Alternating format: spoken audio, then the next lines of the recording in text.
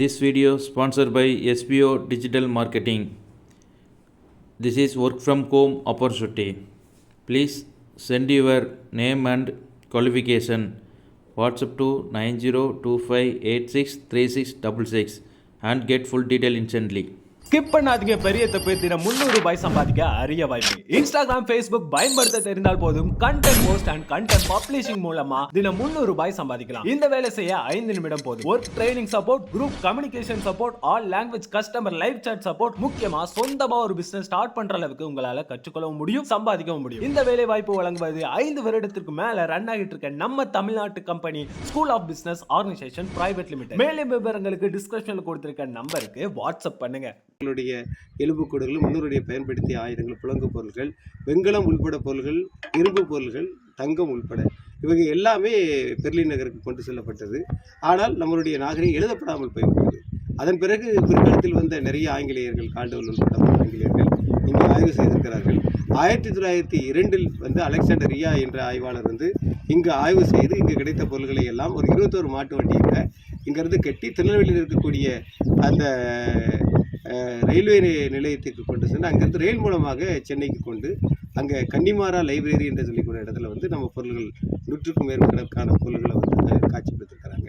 அதோடு மட்டும் இல்லாமல் ஆய்வுக்காக இங்கேருந்து நிறைய பொருள்களை வந்து பல ஊர்களுக்கு, உலக நாடுகளுக்கு கொண்டு சென்றிருக்கிறாங்க. இதெல்லாம் ஒரு புறம் இருக்குது. அதற்கப்புறம் 2004 வந்து ஒரு அகழ்வாய்வு நடந்தது. அந்த அகழ்வாய்வு டாக்டர் சத்யமூர்த்தி ஐயா வந்து இந்திய தொழில் கழகம் சார்பாக நடத்தினாங்க. சுமார் ஒரு 10க்கு 10 அடி என்ற தொலைவில் வந்து நூற்றுக்கணக்கான முதுமக்கள் தாடியை வந்து அவங்க கண்டுபிடிச்சு அந்த பொருள்களையே வந்து அவங்க தலைமைச் செயலம், சென்னை தலைமைச் செயலகத்தில் இருக்கக்கூடிய போர்ட் அப்படின்னு சொல்லக்கூடிய அந்த அரங்கத்தில் கொண்டு அவங்க வந்து வச்சாங்க. ஆனால் இதனுடைய அகழ்வாய்வு அறிக்கை வெளியே வரல. இதற்கிடையில் வந்து 2010 வந்து நம்ம ஒரு நூல் எழுதுகிறோம். அது நூல் வந்து ஆய்வுகள் அப்படிங்கிற நூல் எழுதுறோம். இதுக்கு காரணம் என்ன அப்படின்னு சொன்னால், 2010 வந்து நான் ஒரு புத்தகம் எழுதுறேன், ஆதிச்செல்வர் ஆய்வுகள் அப்படிங்கிற புத்தகம். இதுக்கு எதற்காக அப்படின்னா, நம்ம 2004 அகழ்வாய்வு நடக்கும்போது அந்த இடங்களில் வந்து நம்ம பகுதி நேர நிருபராக இருந்து உள்ளே போய் செய்தி சேகரிக்க போகும்போது எங்களுக்கு சரியான தகவல் கிடைக்கல. அதனால் ஆங்காங்கே கிடைக்கக்கூடிய தகவல்கள், அங்கே நடக்கிற கருத்தரங்குகள், பத்திரிகையில் வந்தக்கூடிய செய்திகள், இதை வந்து என்னுடைய குழந்தைகளுக்கு சொல்கிற மாதிரி அந்த நூல் அமைஞ்சு. இந்த நேரம் பார்த்தீங்க அப்படின்னு சொன்னால் 1920 வந்து ஒரு அகழ்வாய்வு நடக்கும்போது அந்த அகழ்வாய்வில் வந்து சிந்து சமவெளி நாகரிகத்தை பற்றி அகழ்வாய்வு செஞ்சுட்டு இருக்கிறாங்க. அப்போ வந்து அங்கே அகழ்வாய்வு செஞ்ச வங்கதேசத்து அறிஞர் பானர்ஜி அவர் என்ன சொல்கிறார் அப்படின்னா, இந்த சிந்து சமவெளி நாகரிகமே ஒரு தொடர் சங்கிலி போல ஒரு திராவிட நாகரிகம், இது வந்து பொருணை ஆற்றங்கரையிலிருந்து ஆதிச்செல்வர் நாகரிகம் அப்படின்னு சொல்லி அவர் சொல்கிறார். இதனால் உலக நாடுகளை வந்து ஆதிச்செல்வர் திருப்பி பார்க்குது. அதற்கு பிறகு தான் சாத்தாங்குளம் ராகவன் அப்படிங்கக்கூடிய ஒரு ஐயா தான் முதல்ல ஒரு தமிழ் புத்தகத்தை வந்து எழுதுகிறாங்க. அந்த புத்தகத்துக்கு பிறகு என்னோட புத்தகம் 2வது புத்தகமாக வெளிவந்தது.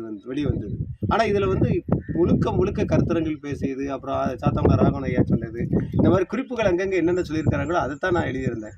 எனக்கு என்ன அப்படின்னா, இந்த 2004 உள்ள அகழ்வாய்வு அறிக்கை வந்தால் ரொம்ப நல்லா இருக்கும் அப்படின்னு சொல்லி நினச்சிக்கிட்டு அதுக்காக முயற்சி பண்ணிக்கிட்டு இருக்கும்போது தான் ஒரு நாள் பார்த்தீங்க அப்படின்னு சொன்னால், தினத்தந்தி அப்படிங்கக்கூடிய பத்திரிகையில் வந்து கீழடி மண்மூடிய மகத்தான நாகரிகம் அப்படின்னு சொல்லி ஐயா அமுதன் அவர்கள் எழுதிய ஒரு தொடர் வரி வந்துக்கிட்டு இருந்தது. அந்த தொடருக்காக என்னை பார்க்க வந்திருந்தாங்க. அப்போது நான் எல்லாருமே யார் வந்தாலுமே ஆதிச்செல்லூரில் ஒரு முதுமக்கள் தாடி இருக்கும், அந்த தாடிக்குள்ளே நானே உட்கார்ந்து அவங்களுக்கு வந்து விளக்கம் அளிக்கிறத வழக்கமாக பண்ணிருந்தேன்.